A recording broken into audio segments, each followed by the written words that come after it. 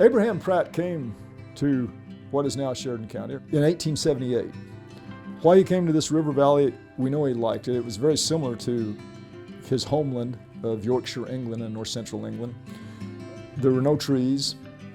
Although Abraham Pratt was a sailor, a lot of people question why he was out here in the middle of a continent.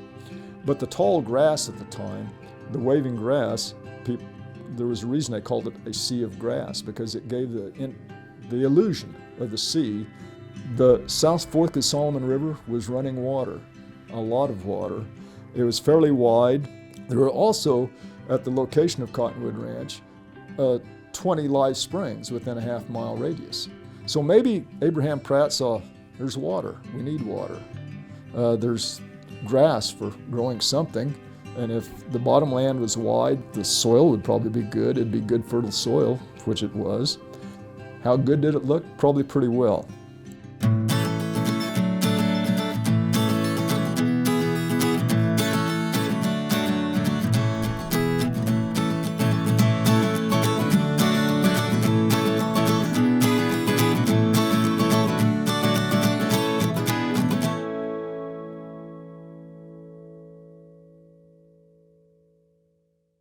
Here in northwestern Kansas, we've gone from a sea of grass to mostly cultivated ground with a variety of crops. By the first decade of the 20th century, there were big steam tractors. They were big and slow, but they could pull, a plow that had 10 to 15 plowshares on it. So they tore up a lot of land and then continued on in the second decade when World War I hit. We were feeding a lot of people in Europe with the surplus of the foods. The commodity price, or the price for the grains, was very high because the demand was high. And so there was a lot of land broken up, and the shipping was good so they could export to other countries. We were actually feeding the world for a while. Well, by breaking up all this, and then with the Depression of the 1930s, combined with a drought, we turned the southern Great Plains especially into the Dust Bowl. This really wreaked havoc. Population left, abandoned fields that were drifted deeply in dirt, covering fence lines, blown dust from the over-farming of the 10 years before. Cultivated so much land that there was no stabilization. Some say, well, we've had a lot drier years since the 30s, but we haven't had the dust years. Well, conservation and agriculture has proven that. And one of the things is you plant the crop and you leave the residue on it. So it will go into the soil, so that helps the fertility, but it also is a cover, so hopefully the wind doesn't blow it off. Back to that turn of the century, I mean, you had the common practice that they would seed alfalfa and they'd bring oats with that, and these other companion crops to establish the oats and protect the alfalfa as it was smaller. So they knew some of these practices, and as agriculture advanced and mechanized itself, it seems like we forgot some of those things, because it was much easier to just cover a large amount of acres from sitting on a seat and not actually studying what the soil was doing underneath as we walked on it. But we can't criticize them, we can't throw shade at them, because they were just doing the best that they could at the time with that information. In the 1930s, when Franklin Roosevelt was president, he proposed a lot of government programs. Again, the Dust Bowl was going on, depression was going on, so he initiated a lot of government subsidies for the farmers and also put a lot of people to work. Now, part of this was the Conservation Corps building ponds and dams for flooding, storage of water. They also planted trees. So there were a lot of government programs that went through, and they didn't want to see another Dust Bowl. And they found out that cultivation had really been part of the Dust Bowl years. So one of the early programs was simply called the Soil Bank. And that was to plant grass in some of these fields that maybe had lost production or needed grass, something to hold them on. And then in the 1980s, they called it the Conservation Reserve Program, a government program, which is very, very, very successful, is still turning a lot of the cultivated ground back into grasslands. The CRP it's a very important program because so much land has been converted to, well, now not so much cropland, it's being converted for the urban areas. We will never be able to convert land back to the state it was before we got here, but we can help try to implement some step of bringing the natural grasslands back to help out with erosion, wildlife habitat. Yeah, and so the grass you planted at just isn't bluegrass like you'd plant in your yard. No.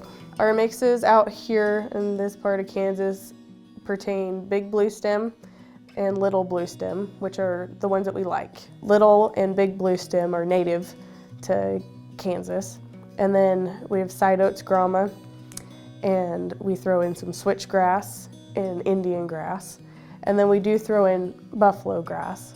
But those are all native grasses. They are all native grasses. Before Euro-American settlement and stuff that were in here. Personally, I like driving around seeing CRP fields. They have pretty flowers in them. They're aesthetically pleasing, I guess. So that started on, and also what really came in then, although it was known before, is the contour terracing. Do you have any record on when the contour terraces were started? I don't know the exact year when they started. I did find a design the other day that was dated 1955, because we do keep the original records that they drew out on paper and staked and measured. So how do you go about it with your modern technology redesigning these, instead of going out with somebody with a telescopic transit and somebody with what we used to call an idiot stick or the range pole? We do have lasers to help with that. We have a program that we pull up to help us come up with an initial design to give us a rough guesstimate on what we're going to do in the field, and it pulls up the contours. I do a lot of things on the technical side of designing and then implementing those designs regarding terraces, waterways, livestock water tanks, solar pumps, wells, shelter belts. The trees planting during the Dust Bowl years, part of that was at the time to get more trees out in the area, but also to give people jobs, but to stop erosion. And a lot of times they're built around the borders of crop fields to help with wind erosion on the soil. And then you'll also see them out in rangelands or pastures for livestock shelter. Primarily they use the red cedar trees because they're quick growing, they spread out. You might see producers start to implement including shrubs such as sand plums for wildlife habitat. So you aren't only concerned about the conservation of soil, of keeping it goes to other things such as wildlife, huh? Yes. From the 1950s on, where you come in with shelter belts, you come in with the soil bank of planting grass back in, the terracing, irrigation also came in. But it's adaptation in a lot of ways to, you have now the 5th and 6th generations out here have learned how to kind of control their crops. They can't control the weather. They are rotating crops and add back to the nutrients of the soil. Different farmers take different approaches to soil enrichment. We spoke with Mark Schamberger about his move toward organic. You and Lene, your wife, said that you'd kind of started this about 8 years ago on trying to get certified as organic. And so you've been going organic. I know that probably in the past there were various sort of fertilizers and stuff using this. To be certified organic, do you have to let that disperse out, leach out or whatever, and have it tested to make sure there aren't any synthetic fertilizers in the soil? Well, you or can can't you even get rid of it? Does it go away? I assume it does. That's supposed to. Because they're giving you 3 years to, to get rid of the chemicals that's coming in that Okay. you sprayed, all your synthetic fertilizers, anything that, And is it a state agency that tests to certify it, or is it some organic organization? Well, actually, EcoCert, Oh, okay. the inspector comes out and investigates all your ground that you want to do. You have to have a border around all your land, and you have to verify that you're buying products such as beef manure, Receipts, yeah. beef manure or chicken litter or fish oil or your biologicals or whatever, your seed. That's where it starts. That's your first year, and then you kind of have to learn. They're giving you 3 years to learn how to farm again. Yeah. Got through the transition, got into our first year, and we planted soybeans and corn. I think we raised 100 bushel Palmer amaranth and about 5 bushel soybeans.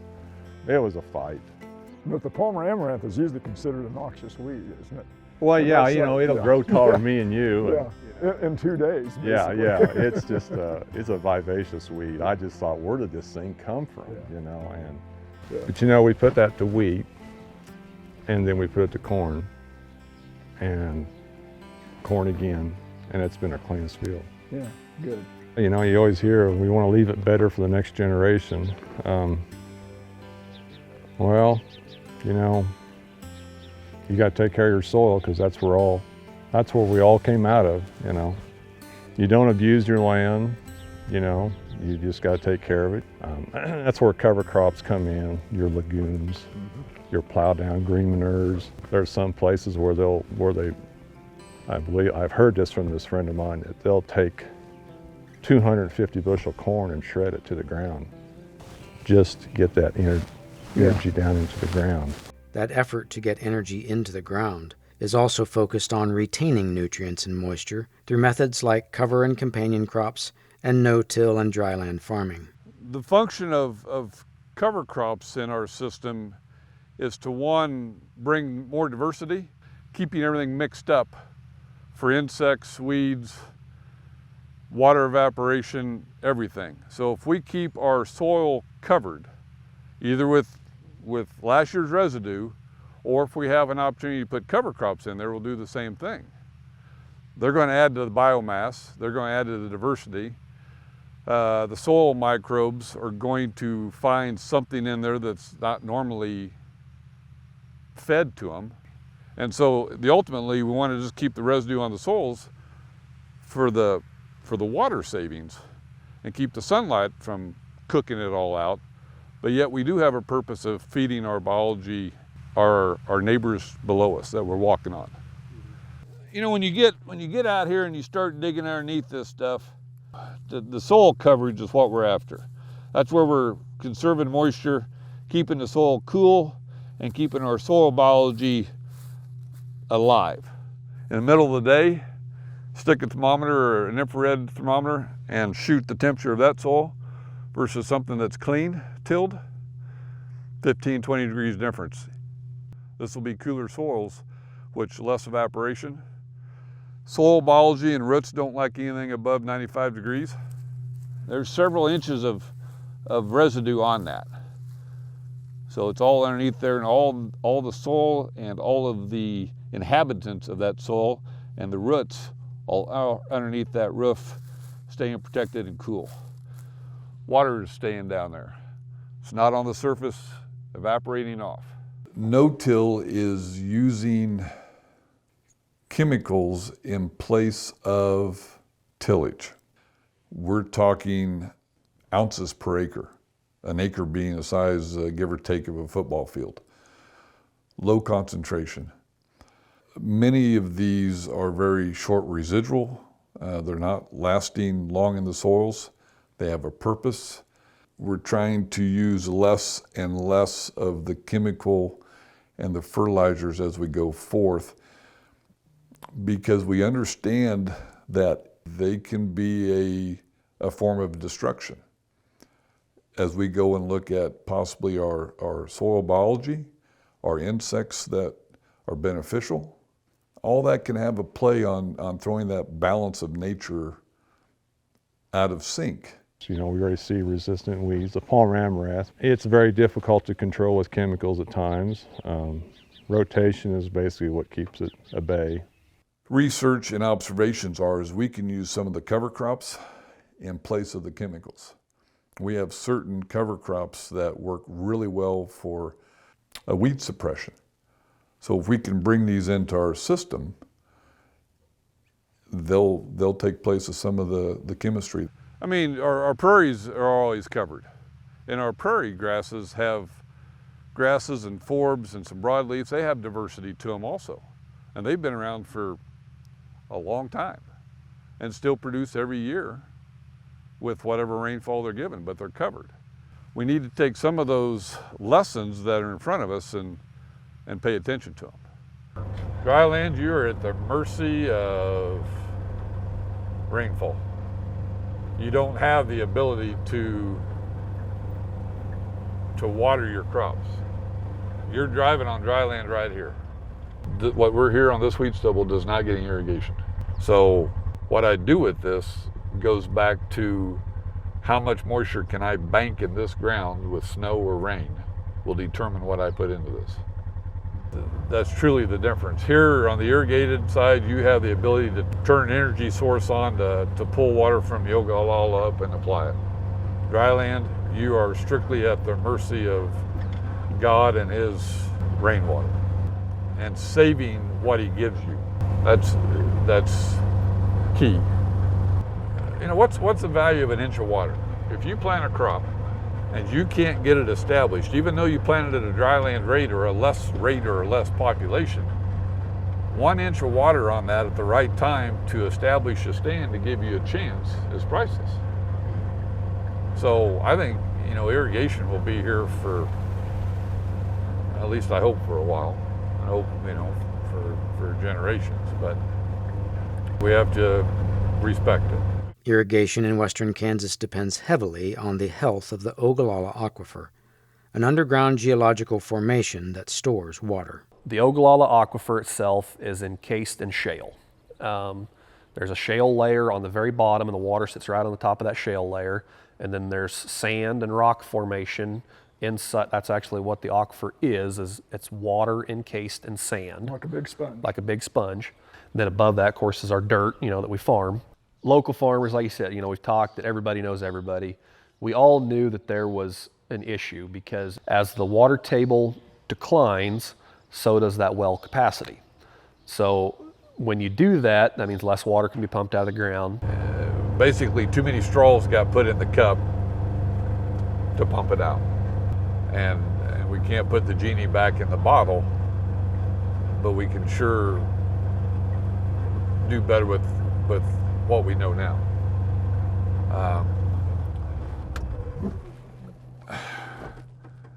You know, some people will run the argument of, well, it's like an oil well. If you have oil underneath your property, well, pump it till it's gone. They want it all now. And there are people with the water that have that same ideology. I think it was given to us to use, but you use wisely.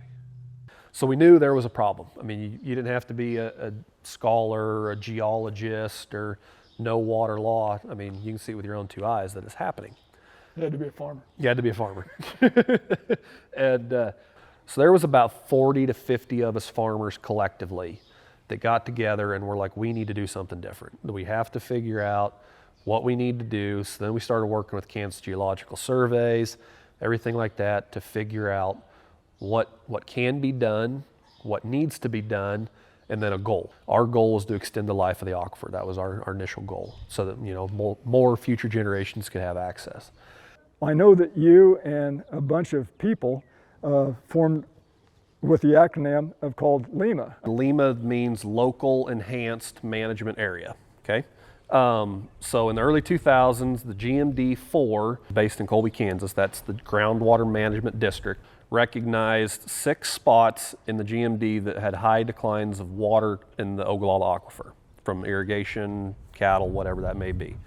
So they defined them as a high priority area. We were called SD6, Sheridan County, the 6th priority area that was founded. The current water law at the time, all of the restrictions were going to be based in Topeka. We enacted the LEMA then, Local Enhanced Management Area. That gives the local people the power over the water. The state still monitors everything, but we're kind of more in charge of it here. The Kansas Geological Survey came in and forecast that we would extend the life of the aquifer for an additional 20 years by saving 20%. So that was our goal. At the current time, we were pumping a little over 14 inches of water. It was about 14.1 on average across the SD6. And so we picked 11 inches as our 20% decline then, okay? And we came in with a 5-year allocation that essentially I was given 55 inches of water over this 5-year period. And the easiest way I explain it, it's kind of like a checkings and a savings account.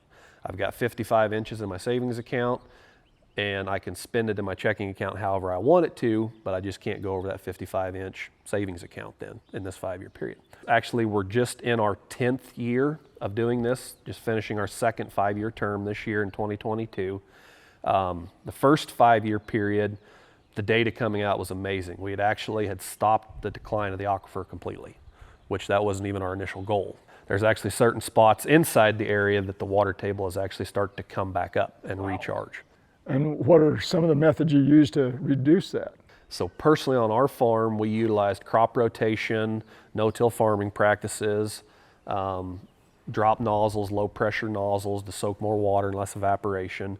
And the nozzle is now down in the canopy of the crop. There's humidity there from the plant naturally transpiring. So just that aspect alone decreases the amount of evaporation. And then because it's down in the crop canopy, that wind can no longer get to it. So by utilizing these newer technologies, we're able to soak more water into the soil profile from what's pumped out of the aquifer. Thus, we would ultimately need less water to grow the same crop. So it's shading the water on the ground so it's there longer and soaks in better and doesn't heat up and crust over in the hot sunshine we have in the high plains. Yep. Our no-till farming practices, by leaving a crop residue surface, layer of mat on the surface, once that water makes it to the ground, not only do you have the shading of the crop canopy, but you also have the residue to stop the heat and the transpiration then, so we're naturally just soaking more water into the crop. And of course you're using less. Using less. And that's what it's all about. Yep. How does this affect your net income by practicing this? That's always been the biggest talking point of anybody is, what's the financial hit going to be to Main Street America? So Kansas State University and Dr. Bill Golden, they wanted to do an economic study of the economic impact of the SD6 original Lima, because like I said, we were the first ones ever. So I was a great candidate because I had wells that were unrestricted and also wells that were restricted, so we could track it. Comparison and control. Yeah, the same farmer doing the same things. Yeah. Statistically, that's about as close as they could get. So they really liked that. So at the end of the day, we ran all the economic data over this first 5-year period, tracked everything from fertilizer cost and usage to yields to, changing oil in your irrigation motors, because that's going to be less times with less pumping. I mean, we took it very in depth when we did this study. Yeah. When we got all said and done, I was honestly amazed. Our net profit per acre was higher inside the SD6 Lima boundary than it was outside the SD6 Lima boundary. So it convinced you? It convinced me. So since that original 5-year period in SD6 and the Dr. Bill Golden study, we have adapted that whole entire process of crop rotation, everything I was talking about, onto our whole entire farm now. You go way back in history where if you wore out the land in some place where they weren't maybe doing adequate conservation, they could always move to somewhere else and start over. We don't have that choice now. There are probably lands that could be broken out more, but there are way too many lands that have been broken out. And so I guess it's the job of the current generation to conserve that for the future and hopefully put in enough thought and technology and experimentation that it'll improve. I mean, that's the reason that we need to preserve this conservation, because if we don't have the irrigation to produce as much commodities then, whether it's corn, soybeans, wheat, sorghum, whatever it may be, then that will then have a negative effect on the amount of food supply for the general public and the world population. So that's why we're trying to do what we do. So the Sheridan County 6 and the Lima for the district-wide 4, I think is a great thing. Let's conserve what we have to see how long we can use it and keep it. And during that time, technology is going to continue to advance. That I think we have many years left. I mean, there is enough water currently for me to farm my whole life. I mean, I can farm it out, everything's fine, I'll be fine. It's just my kids, my grandkids, my great-grandkids, that's ultimately what we preserved it for. That's what all of us, when we did the original SD6 Lima, it was not about us, because we've got enough water for our personal generation. It was all about future generations. So we're given this gift, these resources of soil and water, wind, sunlight, and we're given the ability to take all those resources that we've been given and entrusted with and feed others. And we can do it, and we can run our fingers through it, and we can walk on it, we can smell it, we can see it.